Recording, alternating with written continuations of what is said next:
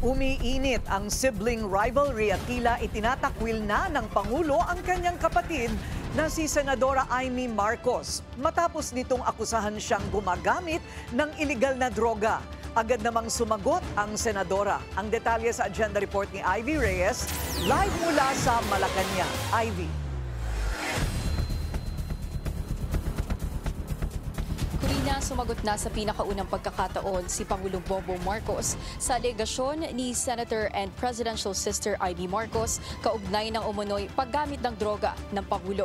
Bagaman ayaw na raw ni PBBM na ilantad pa sa publiko yung mga usaping pangpamilya, hindi nito itinanggi at inamin nito na matagal-tagal na rin nag-aalala ang pamilyang Marcos sa kalagayan ni Senadora Amy.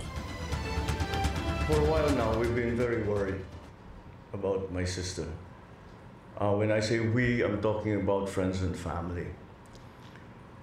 And the reason that is because the lady that you see talking on TV is not my sister. I hope she feels better soon. Iyan ang pinakahuling komento ng Pangulo tungkol sa senadorang hindi niya na rin naman daw nakakausap.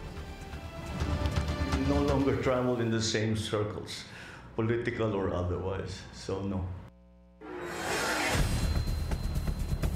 Ilang minuto lang matapos ang press conference ng Pangulo, agad na nag-post sa social media ang senadora at sinabing tila kung ano-ano ang nakikita ng kanyang nakababatang kapatid. Hamon pa nito, patunayan ni PBBM na mali ang kanyang mga paratang.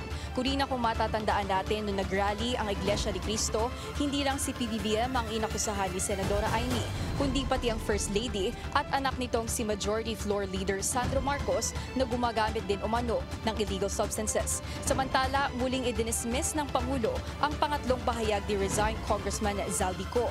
Kung talaga raw may saysay ang kanyang mga kwento, umuwi siya sa Pilipinas, harapin ang kanyang mga kaso at sabihin ang lahat ng gusto niyang patunayan. Mahaba nang naging mga usapan natin tungkol sa fake news. Anyone can go online and make all kinds of claims and say all kinds of things. Paulit-ulit. But there's it means nothing. Kurina, ayon sa Pangulo, sa kabila raw ng mga ibinabatong paratang sa kanya ay hindi siya nagtatago sa ibang bansa kagaya ni Ko. Kaya ang hamon niya sa dating kongresista, lumaban ng patas. Samantala, nagpatawag na nga isang press conference ng Pangulo ngayong araw para ilunsad yung DPWH Transparency Portal. Isang open website kung saan nilalaman yung lahat ng detalye ng DPWH project simula 2016 hanggang 2025. Kabilang sa mga detalye dito, iyong mga bidding details, geolocations at status ng lahat ng mga proyekto. Mula dito sa Malacanang, iyan muna sa ngayon. Balik sa iyo, Corina.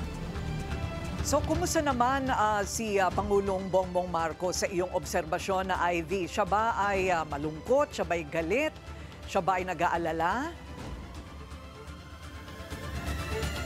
Kurina, nung natanong ang kanyang kapatid na si Senadora Amy, nung una ayaw pang sagutin ng Pangulo ang tungkol sa kanilang relasyon, pero in the end ay sinabi niya rin na nag-aalala ang buong pamilyang Marcos, pati yung kanilang mga closest friends sa kalagayan ni Senator Amy, although hindi niya na in-expound kung ano yung itong pinag-aalala nila.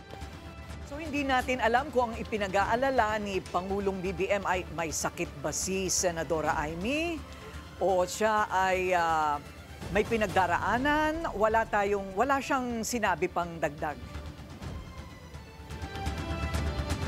Oo, Corina, tama yan. Wala siyang idinagdag. Basta ngayon pa lang, ito yung unang pagkakataon na in-address niya itong allegations ng kanyang kapatid. At sinabi niya na iyon nga, nag-aalala sila kasi parang hindi nila makilala si Senator Amy bilang isang Marcos.